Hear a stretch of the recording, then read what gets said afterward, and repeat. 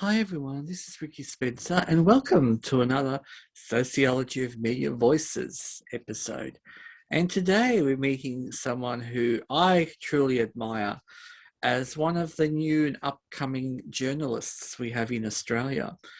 His name is Jarad McLoughlin and he is a young person who I should say has achieved quite a lot in his life. He has appeared in documentaries, he has written pieces, and he's also now a broadcast journalist.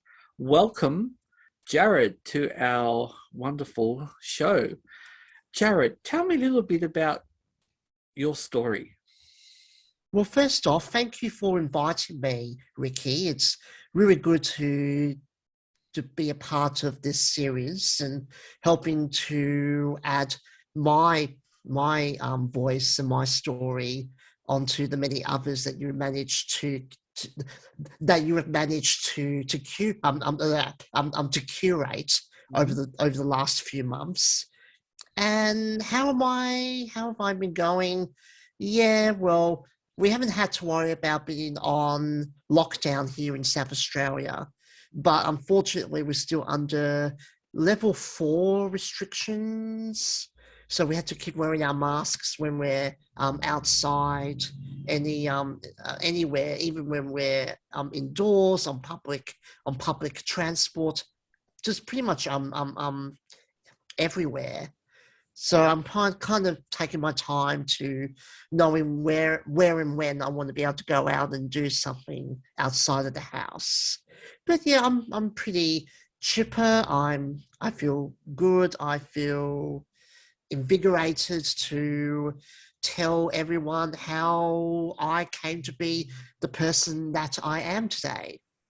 And tell us, Jarad, what was it like for you growing up? Oh, wow. How it was for me in my early years? Well, I didn't get up to all that much. I was diagnosed with autism when I was 5 years old. That was in 1990. I first developed symptoms of being on the spectrum when I was 2 or 3 years old, and I didn't really reach the milestones that a lot of toddlers are supposed to in their Informative development. Informative years, and for then the natural development of their body, including fine motor skills and gross motor skills. So when my parents saw it, or my mum saw and suspected that I wasn't, the way that many people, the kids around the age in the late 1980s were, I got assessed and I was given the diagnosis of being on the spectrum. And I went for both a diagnostic assessment and a psychological assessment. And they used something called the Palmer-Mirror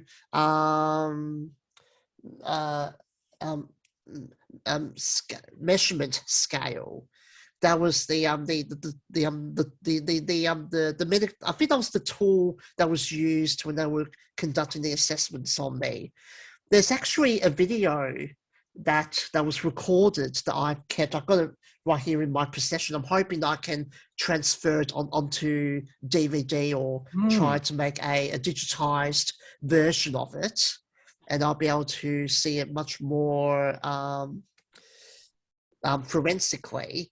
But I can remember when I don't think I remember. The one memory I have is being on the playground. Being playing on the playground that was set up on the outside of the assessment room, or I think they call it the consultation room. And in the video, I was seen playing playing with toys and engaging in conversations. Well, I don't know how you can describe having a one-on-one parva with a 4-year-old, but you couldn't say it's all about knowing can I be able to communicate like any other neurotypical abled person in that particular age group? And for me, I wasn't able to then. And a few years then after I got my diagnosis, I moved around a bit because my dad used to work for the Royal Australian Navy. He was there for over 20 years. He retired in February 1999. And that was around the same time we moved back to Adelaide, because we actually lived there for about 3 years, from 1989 to 1991. And that was when I got my diagnosis of being autistic. And at the same time, that's when I began my educational journey. I went to a few preschools, and then I got enrolled in a few special schools, which didn't really end until I left. I think I've been to about four or five throughout my life. One of them I went to twice. And that kind of went from 1989 until 2004, when I graduated at the age of 19. So from the age of 3 right through to the second year of becoming an adult, mm-hmm. I kind of lived in a very segregated, enclosed environment, where I didn't get to meet any more of my peers around my age at the time, except for those who went to the same schools and other facilities I went to during school holidays. And even worse still, I developed feelings or attractions to men, or it could be with boys, because I was 14 around that time in the year 2000, the year that we watched the Sydney Olympics.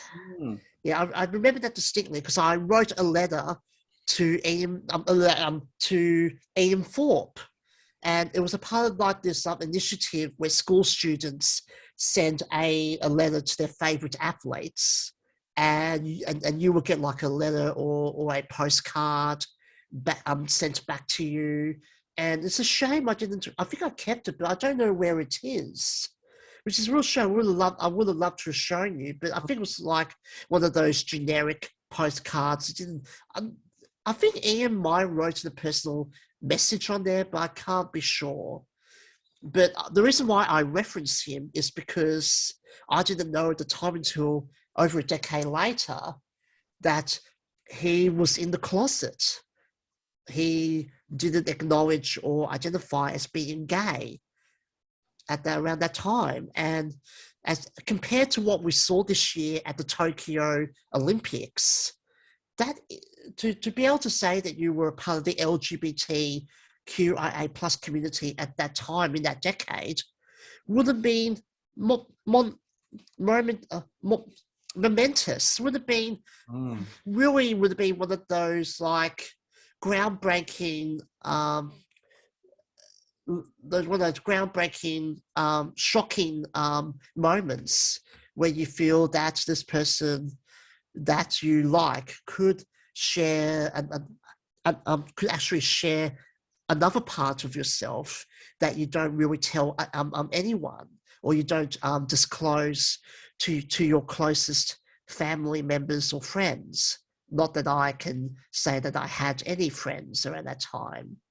Was that at that time, Jarad, around growing up, say around 14 till say 19, mm-hmm. Was it hard? Did you get any sense of you're starting to connect these feelings to having these same-sex attractions?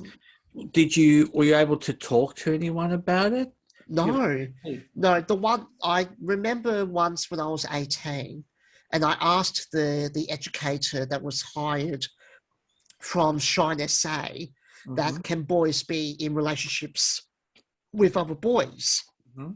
And a lovely lady, I don't know her name, but she said yes. And I think she explained a little bit more about relationships, or might have talked about gay and bisexual relationships, but she didn't delve more into the more comprehensive details about how those relationships are formed and how they developed.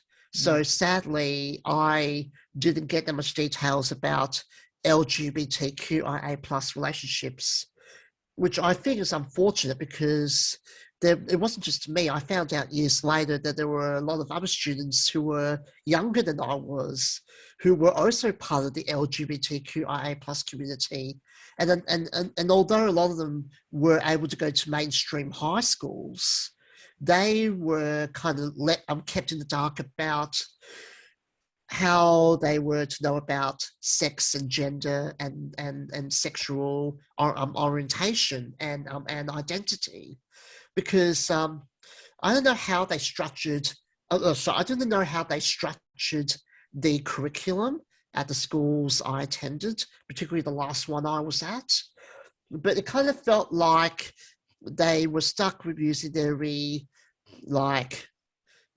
outdated, very stereotypical descriptions about how relationships are meant to be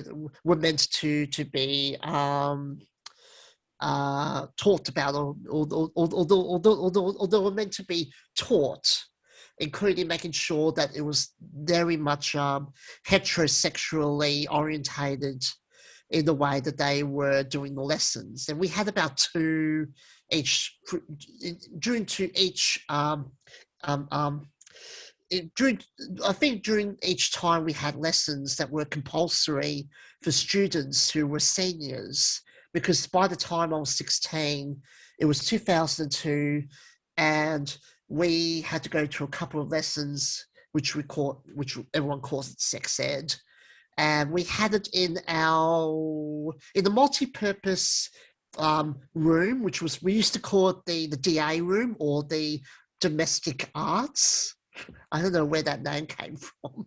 Every time I think about it, I just reminded about that certain book series about that one author who is very transphobic. So I won't say the name of it. But anyhow, when we went and did the lessons, the first one, and I can remember this vividly in my head, they were going through like the rundown of what it is that they were going to what is they're going to teach us about. I don't know, they're going to talk us about the reproductive system, or what are boy and girl parts, or but the thing I remember about this was they had these Cabbage Patch dolls. And I remember this particularly because they had the genitalia stitched around the pelvic region of and I don't know what happened. We just like burst into hysterical laughter, and we just couldn't couldn't get through the remainder of the first lesson because we were so shocked and so bewildered by seeing these dolls, because everyone played with dolls when they were younger. So seeing this with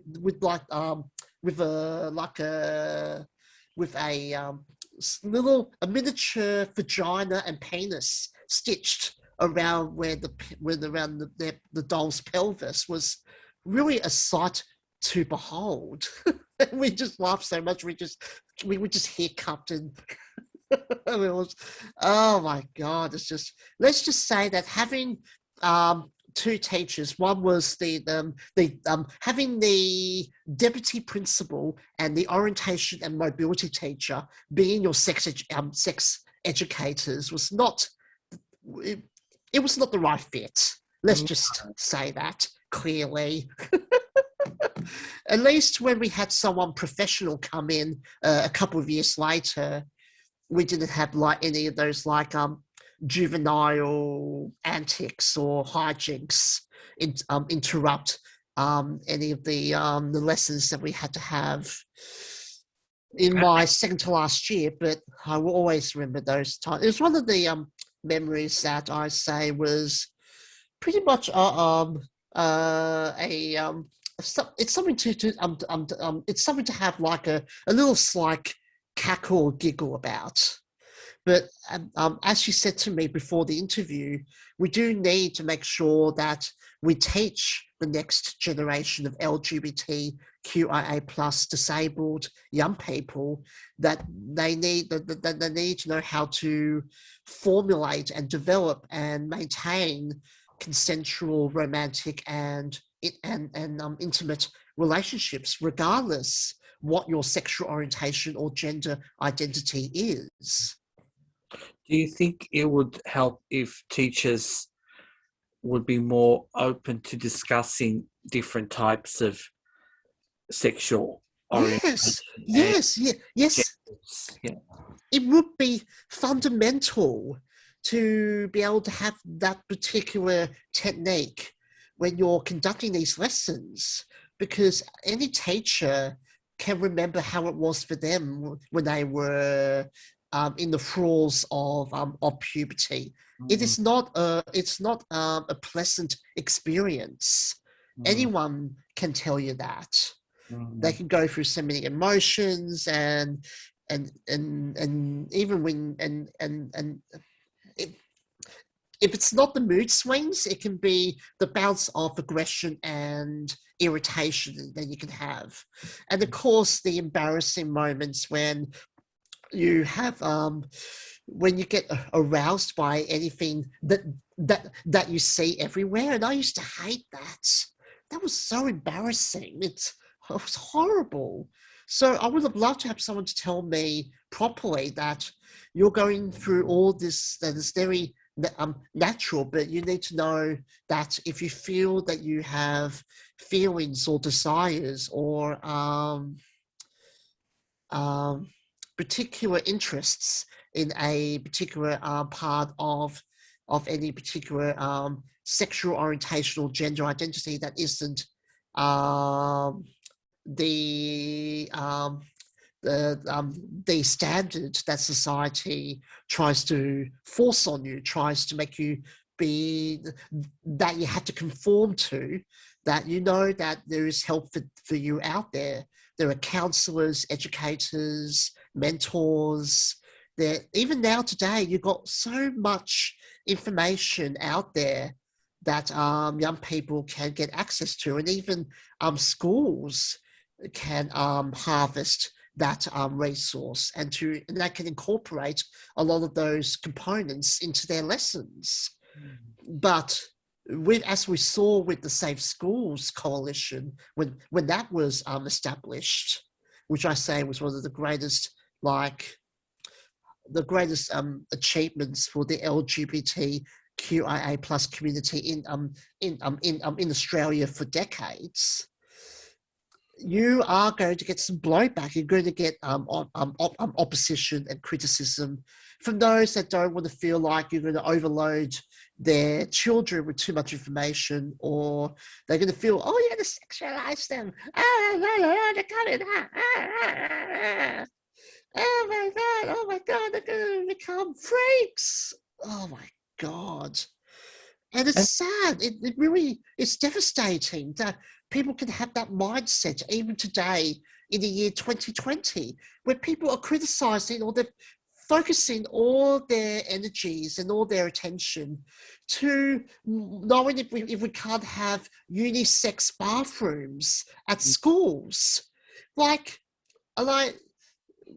are you so obsessing over that? I mean, if you have to go, you need to go. And even worse still, I'm a cisgendered gay man, and I don't know how it is to be gender diverse, or to be trans or non-binary or genderqueer or even intersex. But I have felt the actual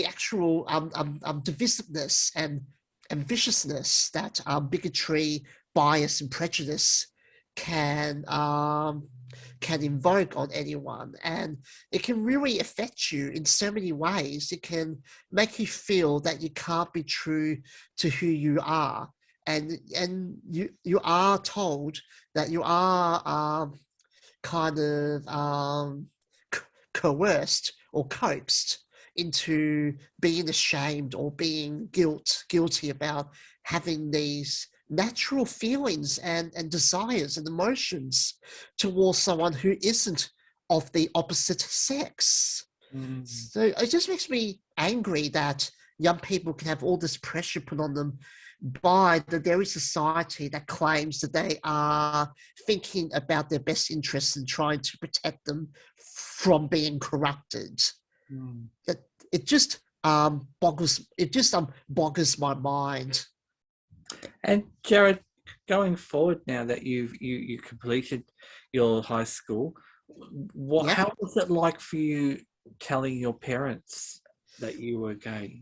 Ooh, now that is a story that I would definitely want to tell here.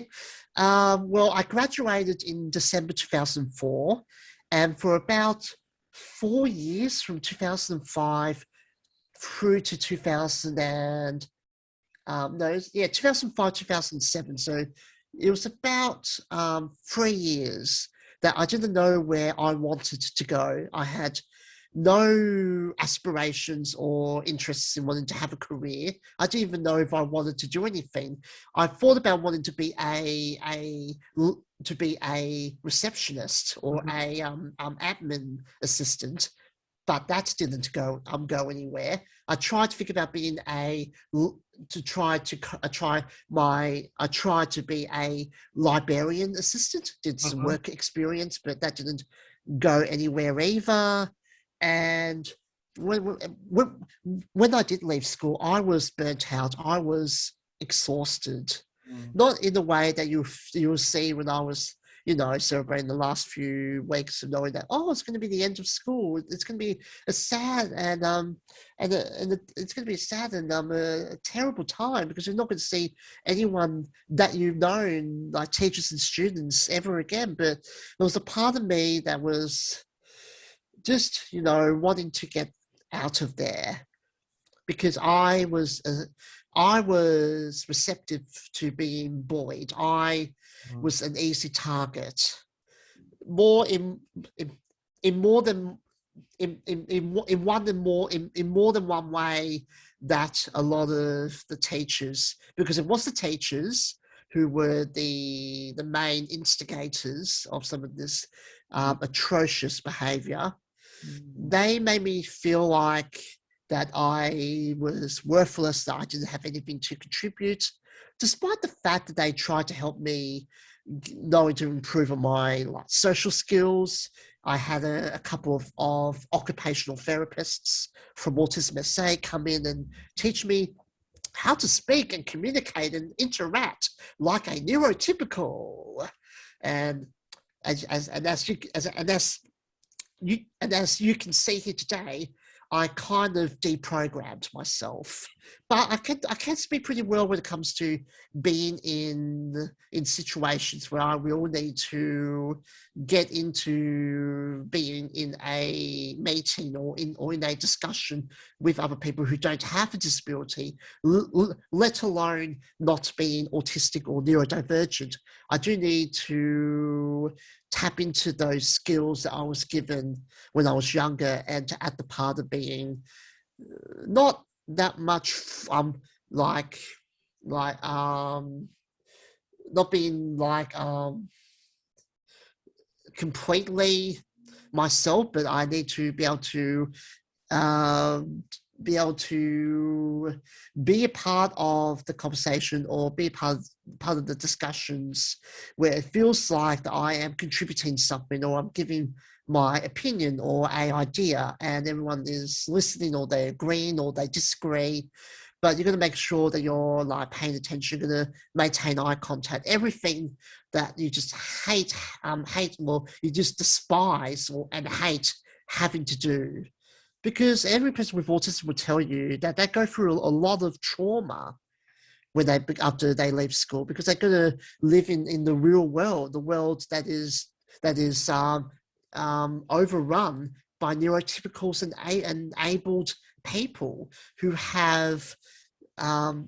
have ableist attitudes and ideals and beliefs that don't really correlate to you and how you were taught about the world when you were younger. And that was something I actually hate about when I was in that environment, because you weren't prepared to how other people were going to respond or react to you during whatever it is that you were doing. So for me, after I went out of that unsafe and toxic environment, which I can definitely say now, I would not have said that a decade ago, but I could definitely say that now. But I spent a few years just going from different computering IT courses at a vocational training college that was next door to a secondary college / high school, which wasn't really that far from where I was, where I attended my last special school. And between that and doing some like volunteering work on the side, I didn't know where I was going to go. I didn't know what I think I was going to do for the rest of my life. But then my mum said that I need to think about wanting to do something more, because I can't keep going the way that I was. So she encouraged me to enroll at TAFE. And I went there and I looked and I decided to do I made the independent, the self decision to do a certificate in disability work, because I thought, I got a lot to offer, or to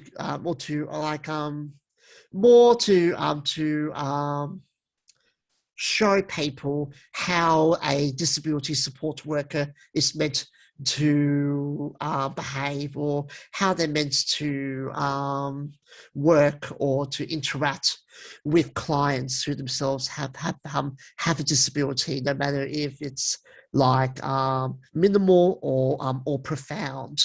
So I did that certificate. I went to TAFE in 2009. It was at Parramatta, which was not far from where I live, which is at Oaklands Park, which is, it was pretty much a few suburbs away. So I was there in 2009. I did certificate free in disability work for over a year, and it was like, finally, I had lecturers and even tutors who really liked what I gave to the electives, to the lessons, and what it is I contributed. I gave my input to what it is that they were teaching us during that part of a part of the curriculum that they have set up for that course. I really loved how I could engage in a much more positive and proactive way that didn't make me feel that I didn't have any substantive answers that they could have taken, and they could have feel that I was paying attention to what they were saying. So you could say I was a very punctual, impeccable student during those years that I was at TAFE, because that wasn't the only course I did. There was one I didn't really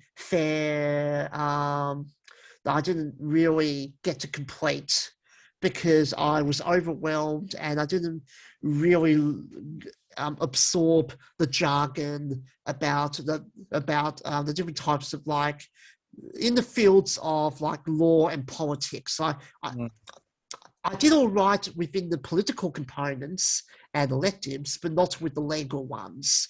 And I think that was the first time that I was told about a concept or a method called exams. So I wasn't prepared for that. I had no idea. If I knew that, I would have not gone, and I would have picked another course to do, which I eventually did halfway through the year in 2010. I went with Certificate 4 in Youth Work, and I found that a much more pleasant, enjoyable experience, a much more similar to how it was when I did the disability work course. When I went to Noarlunga Centre, which has a TAFE SA, there's a campus there, I really got a chance to flex all the skills and the techniques that I have already accumulated throughout all the other courses and training that I have done throughout the years. Because it wasn't just with TAFE. I got a chance to do more stuff within other, like, I got to be involved with youth groups and committees. I got to be elected. I got to be a part of not one but two ministerial advisory councils with the then Labor state government in South Australia. One of them was the Rainbow Advisory Council, which was set up by Ian Hunter, who is a very highly respected and revered member of the LGBTQIA plus community in South Australia. And I think he's still a member of the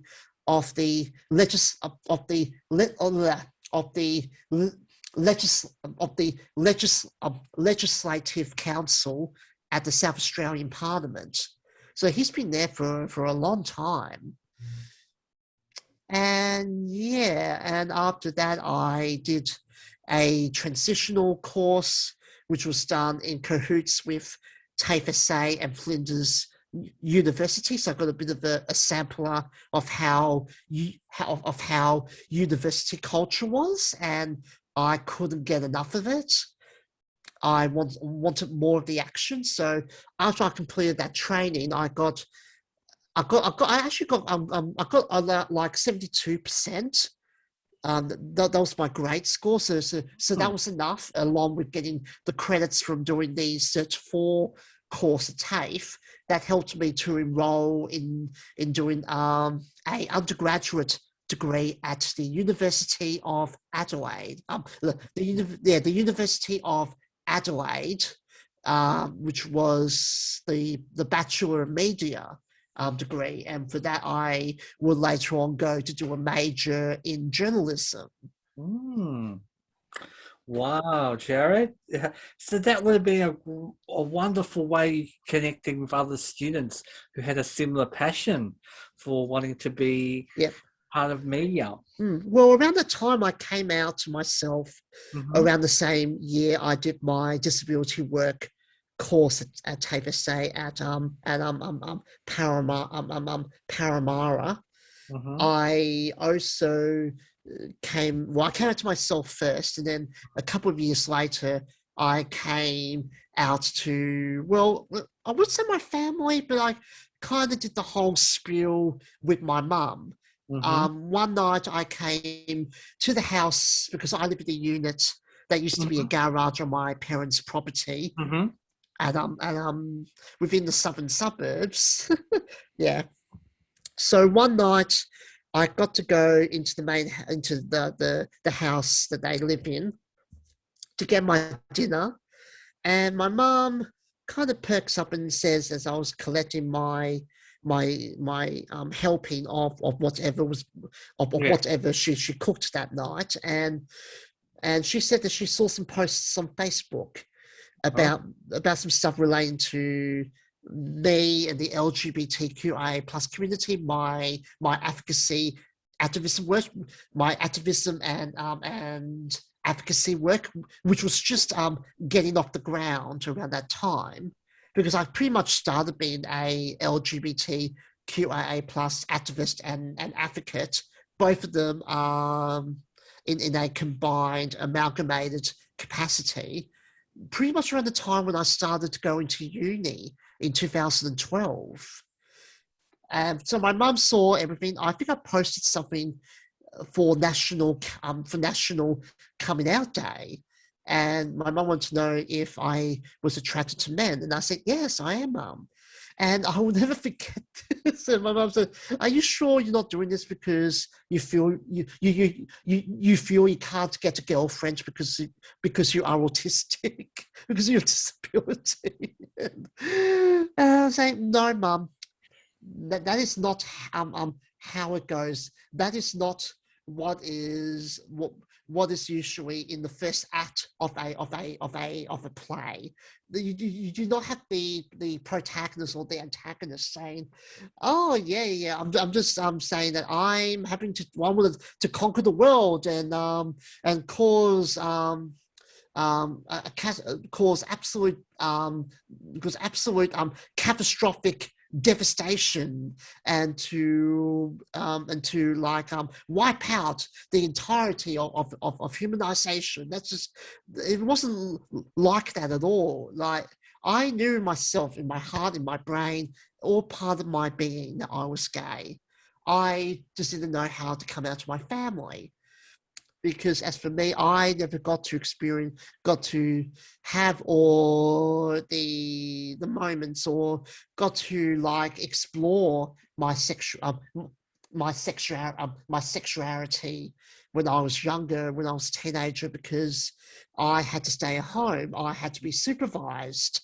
I could not be trusted to do things on my own. It wasn't until after I left school I was able to do things on my own, which I really loved doing. That it kind of felt like I felt like the shackles were taken off me in a way. But my family do love me in their own way, and they allow me to do my own thing and to be my own person, which I'm very thankful for, because I know a lot of other LGBTQIA plus disabled people don't have that with their with their blood relatives or their significant other. So yeah, we have been in love, and I said, no, Mum, no.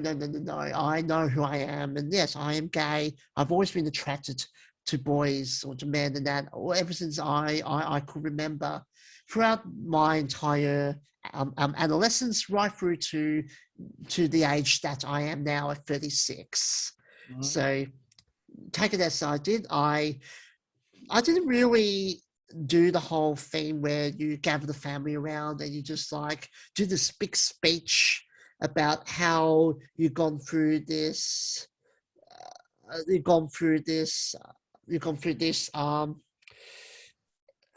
immeasurable, totally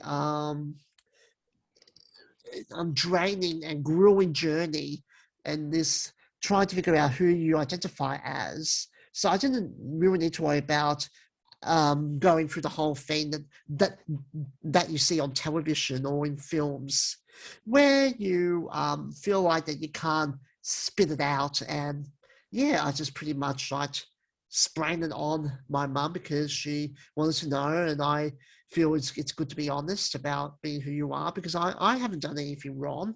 I haven't committed a criminal offence, despite what a lot of pundits and sycophants and zealots might think within the right wing,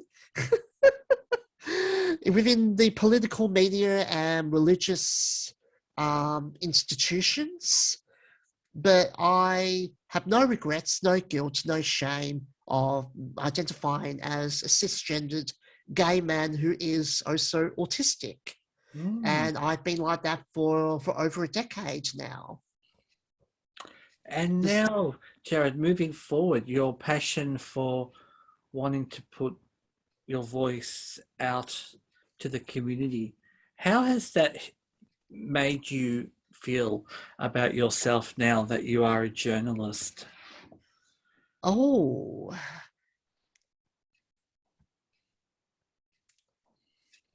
well, I guess it all goes to how I thought that I could go, that I was going to now, this is why I hate it. I'm thinking about all these words I want to say, but they just won't come out. They just won't Mm, blurt out of my mouth. They just won't okay. filter out there out of my gullet Maybe you and can't my see it. gob. That's okay. What about what joy do you get when you're interviewing someone? I think, well, I could say to that when I studied media at the University of Adelaide, I was finally able to I was able to reassess how I wanted to go about living my life as an adult, Hmm. because I already knew who I was physically and emotionally in regards to my sexual orientation and gender identity, but I didn't know what I wanted to be professionally. And it wasn't until my third or fourth year that I really wanted to get and become a journalist, because I always wanted to see what it would be like to be a storyteller, Mm. to be the one who is the to be the one who is the narrator of someone else's story or even my own, who can give it a much more authentic, accurate, and realistic element that doesn't gravitate to stereotypical, backdated attitudes and platitudes that have unfortunately plagued the media industry for decades.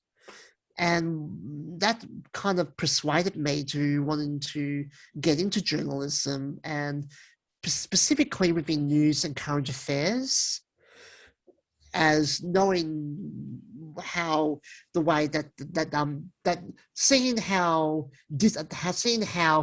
disability was reported and portrayed when in my youth, when I was in my childhood and adolescence, within those intermittent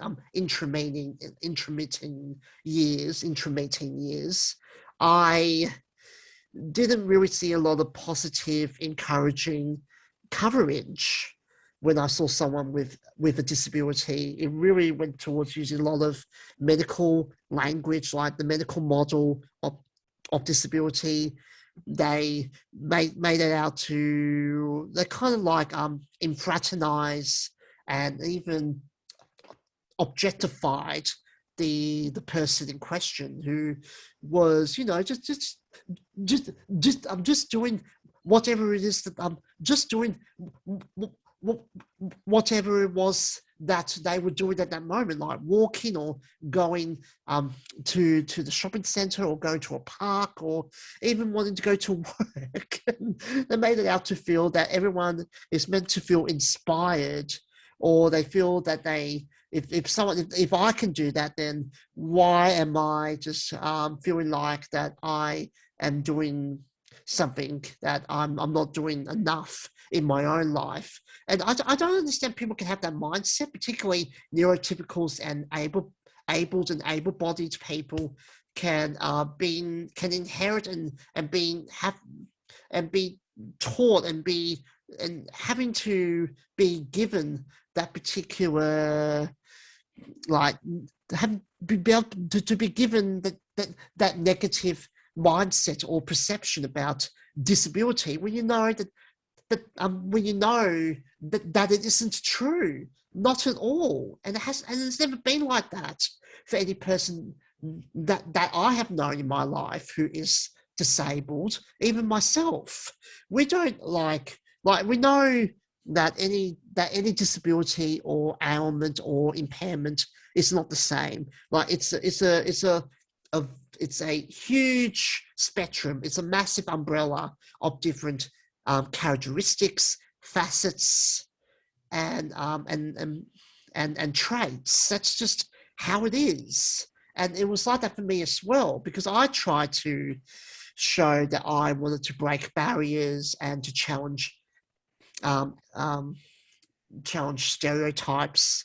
When I was at uni, when I got elected as the disability officer, that was my objective. That was what I put into the manifesto that I wrote about everything that I was going to do during my term.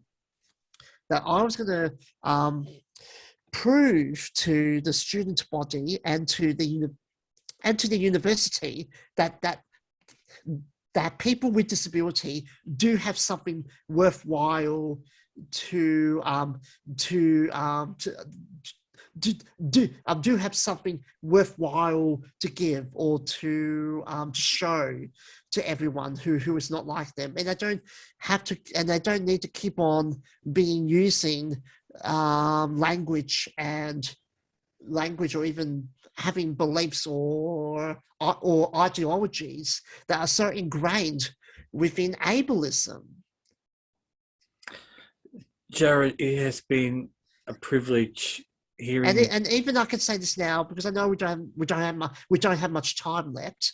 But now, me being a broadcaster and journalist, even though I am self-employed and underemployed, because I don't get paid as much, and I do quite a lot within the last few years, because I've been in community broadcasting for 8 years. It will be 8 years officially next week. And oh, that's wonderful. 8 years. So I've been in 2 different radio stations, Radio Adelaide 101.5 FM and Fresh 92.7 FM. I have had a chance to flex my journalism skills and talents and techniques into their news and current affairs shows, which are The Wire and Wavelength. Right now, I'm now just with the latter program. I'm now working on a pitch, which I'm hoping to get done and to send on to the senior producer in the next few days, about why there is a low number of social housing available for victims of domestic and family violence, particularly during the era of COVID. Very important, and what really needs to be highlighted. We need investigative journalists like yourself to really provide that space on air to really talk about these issues and let everybody know, that we do need to support and care for our community. Thank you so much, Jarad, for today. I can only say on behalf of all the listeners, thank you. And we hope we will hear more from you and your journey, and we can talk more about the spaces and voices for people who watch the space. You never know if I might be popping back in. Absolutely. Thank you so much, Jarad. No. Thank you again, Ricky. It was great to talk to you.